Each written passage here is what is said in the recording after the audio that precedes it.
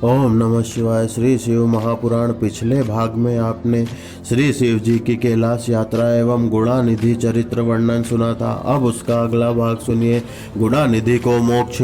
ब्रह्मा जी बोले, यह वृत्तांत सुनकर अपने भाग्य की निंदा करता हुआ वह दीक्षित का पुत्र किसी और को चल दिया। वह यज्ञदत्त का पुत्र कुछ दूर जाकर उत्साह रहित होकर एक स्थान पर स्थित हुआ और बड़ी चिंता को प्राप्त होकर बोला कि मैं अब कहाँ जाऊँ, क्या करूँ। ना मैंने विद्या पढ़ी है और ना मैं धनी हूँ। जिसके पास धन है वही देशांतर में सुख पाता है। धन होने से चोर का भय होता है। यह विघ्न भी सब ओर से व्याप्त है। याचक के कुल में जन्म लेकर मुझे यह व्यसन क्यों लगा।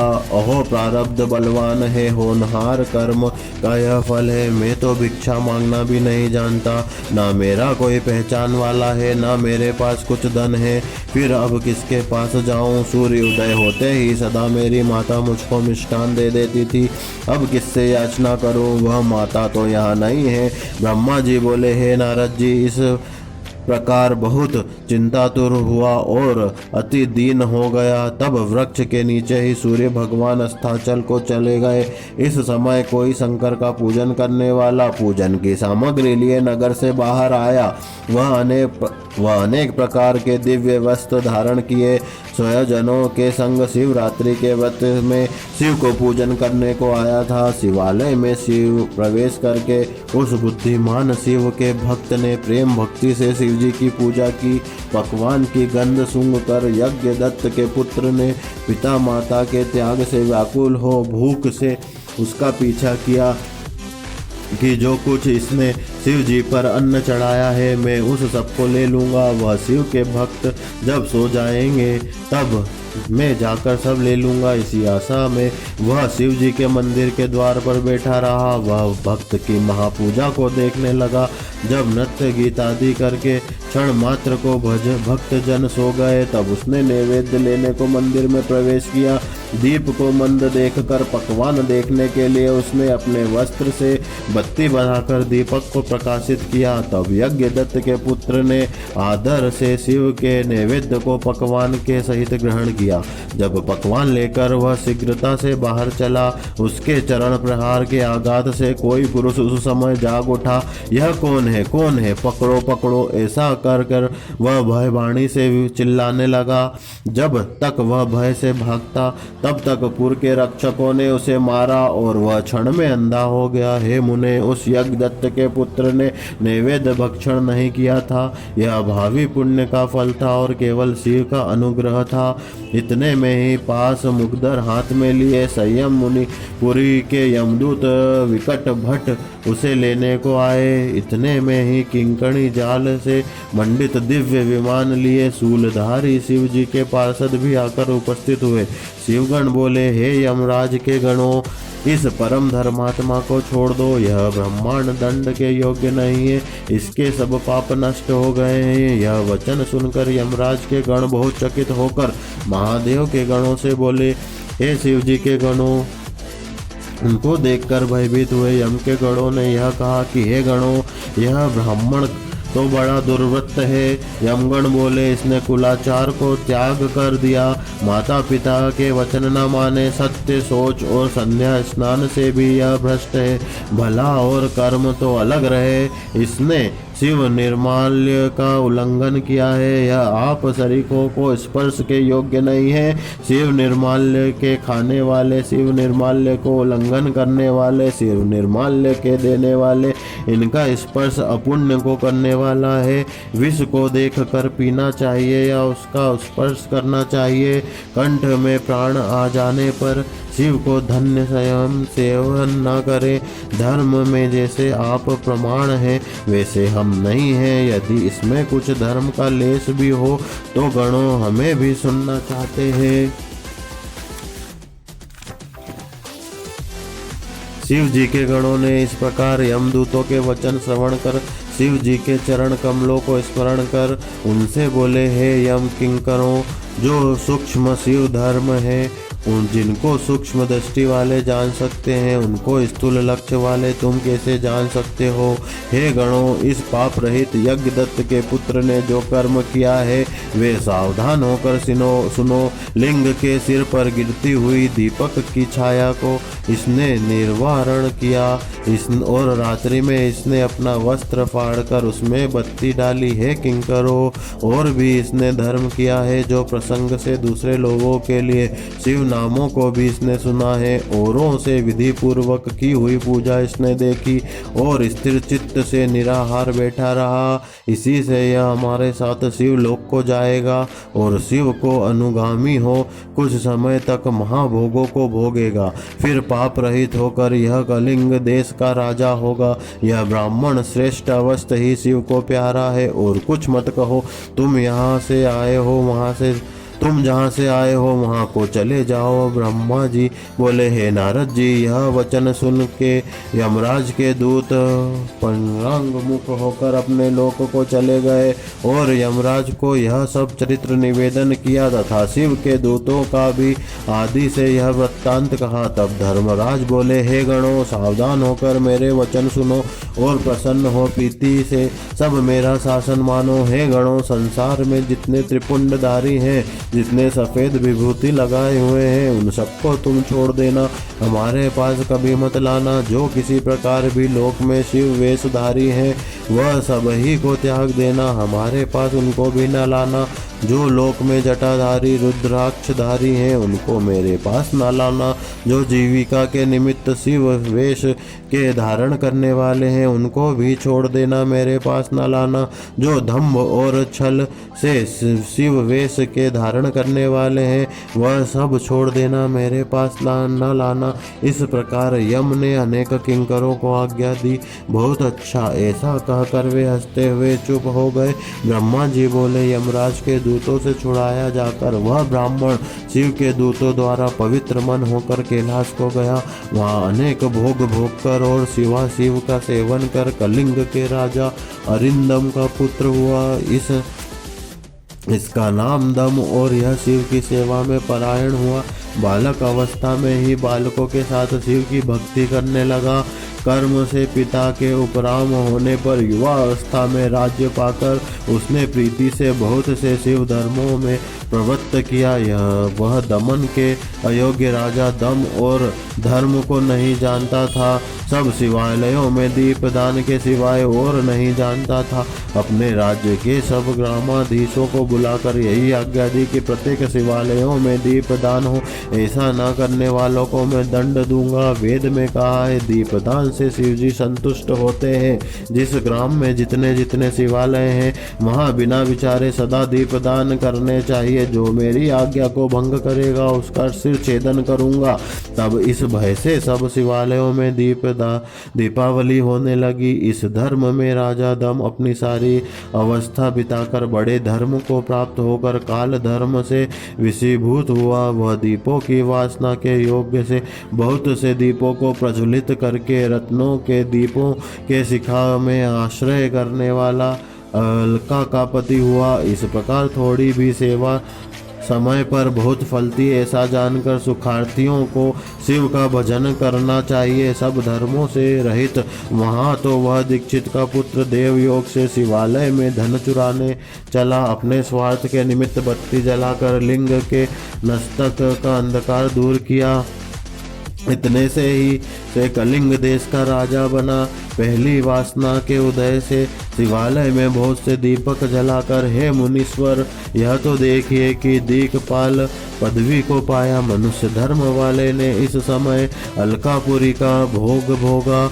यह मैंने यज्ञ दत्त के पुत्र गुणनिधि का चरित्र तुमसे कहा। हे शिवजी का यह शिवजी का चरित्र संतोष करके सुनने वालों को सब कामना देता है। जैसे यह सब देवताओं के सिर मोर शिव के सखापने को प्राप्त हुए, वह आप एकांत मन से सुनो। हे तात, मैं तुमसे कहता हूँ, गुणानिधि को कुबेर का पद प्राप्ति। ब्रह्मा जी बोले, पहले पद्मकल्प ने मेरे मानसी पुत्र पुलस्त्य जी से विश्ववा का जन्म हुआ। उनका पुत्र वैश्रवण हुआ। उन्होंने विश्वकर्मा की निर्माण की हुई इस अलकापुरी को भोगा और महातपस्या से शंकर को संतुष्ट किया। जब वह कल्प बीत कर मेघवाहन कल्प आरंभ हुआ और यज्ञदत्त के पुत्र श्रीमान ने बड़ा तप किया। दीपदान मात्र से शिवजी की उस भक्ति के प्रभाव को जानकर चित्त को प्रकाश करने वाली शिव की कैलाशी में प्राप्त होकर चित्त रत्न के दीपक 11 रुद्रों के समान जलाकर अनन्य भक्ति से तन्मय होकर ज्ञान में निश्चल हो शिव का ही वह महापात्र तप की अग्नि से वृद्धि को प्राप्त काम क्रोध रूपी महाविघ्नों के पतंग अघात से वर्जित है। प्राणायाम करने से वात रहित निर्मल दृष्टि से निर्मल शिवजी के लिंग की स्थापना कर सद्भाव के फूलों से पूजा कर तब तक वह तपस्या करता रहा जब तक कि अस्थि मात्र शेष रह गई और इस अवसर में 10-1700 वर्ष व्यतीत हो गए। तब विश्वेश्वर देव विशालाक्षी उमा के सहित प्रसन्न मन से अलकापति को देख कर कि जो अलकापति स्थाणु रूप से स्थित शिवलिंग में मन लगा रहे थे, ऐसा देखकर बोले, हे अलकापते, जो इच्छा हो सो वर मांगो। जब तक वह तपोधन नेत्र खोलकर देखते हैं कि तब यह सहस्त्र सूर्य से भी अधिक तेज संपन्न चंद्रचूर्ण उमापति शंकर को आगे देखा। उस तेज से तिरस्कृत होकर इनके नेत्र मिज गए और मनोरथ के देने वाले देव से कहा, हे नाथ, अपने चरण कमल के दर्शन की सामर्थ्य मेरे नेत्रों को दीजिए। हे नाथ, यही वर है कि आपका साक्षात दर्शन हो। और हे शशि शेखर, दूसरे वर से क्या है? आपको नमस्कार है। देव उमापति इस प्रकार उनके वचन सुनकर पाणी तल से स्पर्श कर उनको दर्शन की सामर्थ्य देते गए। उन्होंने नेत्र फैलाकर पहले उमा का ही दर्शन किया। तब यह यज्ञदत्त का पुत्र उस सामर्थ्य को प्राप्त करके विचारने लगे, शिवजी के समीप में यह सर्वांग सुंदरी कौन है? इसने क्या तप किया है? क्या इसका तप मुझसे विशेष है? अहो, अनेक रूप प्रेम सौभाग्य लक्ष्मी का आश्चर्य रूप है। इस प्रकार यज्ञदत्त के पुत्र ने बारंबार यह बात कही और बारंबार यही कहते हुए क्रूर दृष्टि से उमा को देखने लगा। तब तक कुटिलता से देखने के कारण इसका बायां नेत्र फूट गया। तब देवी ने शंकर से कहा, यह दुष्ट तपस्वी कौन है? बारंबार मुझे देखकर कहता है, आप मेरे तप प्रभाव को कहिए। बारंबार दक्षिण नेत्र से फिर मुझे देखता है। प्रेम सौभाग्य संपत्ति के मेरे रूप को असूया करता है। यह देवी के वचन सुन हंसकर शिवजी बोले, हे उमा, यह तुम्हारा पुत्र है। क्रूर दृष्टि से तुमको नहीं देखता, किंतु यह सोचता है कि तुम्हारी तपो लक्ष्मी कितनी अधिक है। ऐसे देवी से कहकर फिर शंकर ने यज्ञदत्त के पुत्र से कहा, हे वत्स, तुम्हारे तप से प्रसन्न होकर मैं तुमको वर देता हूँ कि तुम निधियों के अधिपति और ग्रहों के ईश्वर होगे। यक्ष और किन्नरों के राजाओं के राजा होगे। पुण्य जनों के प्रति और उनको धन देने वाले होगे। मैं तुमसे नित्य मित्रता करके सदा तुम्हारे समीप निवास करूंगा। हे मित्र, तुम्हारी प्रीति के बढ़ाने के निमित्त अलका के समीप रहूंगा। हे यज्ञदत्त के पुत्र, यह उमा तेरी माता है। हे महाभक्त, तू इनके चरणों में प्रणाम कर और प्रसन्न चित्त से दंडवत कर। ब्रह्मा जी बोले, इस प्रकार शिव जी उसको वर दे। फिर उमा से बोले, हे देवशी, इस अपने अंगज पुत्र पर प्रसन्न हो। शिव जी के यह वचन सुनकर जगदम्बा पार्वती प्रसन्न चित्त से यज्ञदत्त के पुत्र से बोली, हे वत्स, सदा शंकर में तुम्हारी निर्मल भक्ति हो। तुम एक नेत्र से रहित होगे, तुम्हारा वाम नेत्र ना होगा और जो वर देव ने तुमको दिए हैं ठीक उसी प्रकार रहेंगे। हे पुत्र, मेरा रूप देखकर जो तुमने ईर्षा की है, इससे तुम्हारा नाम कुबेर होगा। इस प्रकार देवी के सहित महेश्वर वर देकर वैश्वेश्वर नामक स्थान में कुबेर को प्रवेशित करा दिया। इस कुबेर ने शंकर का सखित्व पूर्व काल में इस प्रकार पाया था। अलका के निकट ही शंकर का स्थान कैलाश हुआ।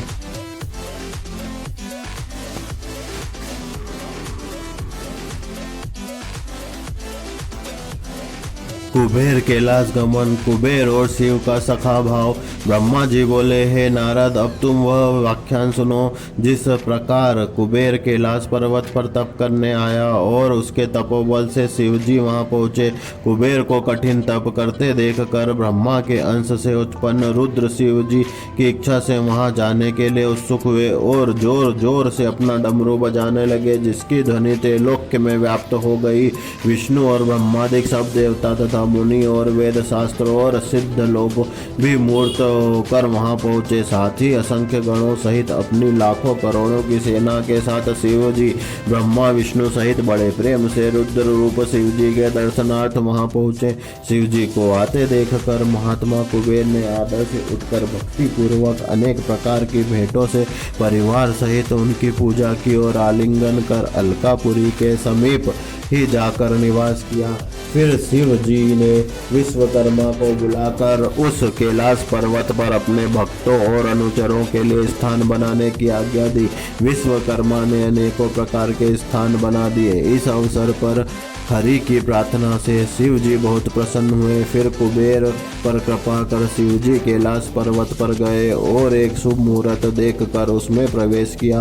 विष्णु आदि का देवता आनंदित हुए तथा मुनि और सिद्धगण भी आनंद से शिव जी का अभिषेक किया और अनेक प्रकार की सामग्री से उनकी पूजा की। ऊपर से मांगलिक पुष्प वृष्टि हुई, अप्सराएं नाचने और गाने लगी, सुखदायक जय और नमः शब्द होने लगा। जब शिव जी सिंहासन पर बैठे तो विष्णु आदि देवताओं ने अलग अलग स्तुति की। शिव जी ने सबकी कामनाएं पूर्ण की। जब सब देवता अपने स्थान को चले गए तब शिव जी ने मुझको और विष्णु को आसन पर बैठाकर बहुत बार प्रीति पूर्वक संबोधन कर कहा कि हे हरि, हे ब्रह्मा, तुम दोनों मेरे अत्यंत प्रिय हो। अब तुम लोग निर्भय होकर अपने अपने लोक को जाओ। मैं तुम्हारा सुखदाता हूँ और सदैव तुम्हारी देखभाल करता रहूँगा। हम दोनों अपने अपने स्थान को चले आए। उसी समय प्रसन्न होकर शिव जी ने कुबेर के पास आकर उनका हाथ पकड़कर कहा कि हे मित्र, मैं तुम्हारी मित्रता के वशीभूत हूँ, तुम भी अपने स्थान को जाए हो। हे निष्पाप, मैं तुम्हारा सहायक हूँ। कुबेर जी शिव जी की आज्ञा से अपने स्थान को आए। शिव जी कैलाश पर अपने गणों सहित ध्यान में तत्पर हो निवास करने लगे। वहाँ रहते हुए उन्होंने अनेकों विहार किया। कितने ही दिन तक पत्नी के बिना ही परमेश्वर शिव अपना समय बिताया। फिर दक्ष की पत्नी से उत्पन्न सती से विवाह किया। फिर तो महेश्वर दक्ष स्त्री पुत्री सती के साथ विहार करने लगे।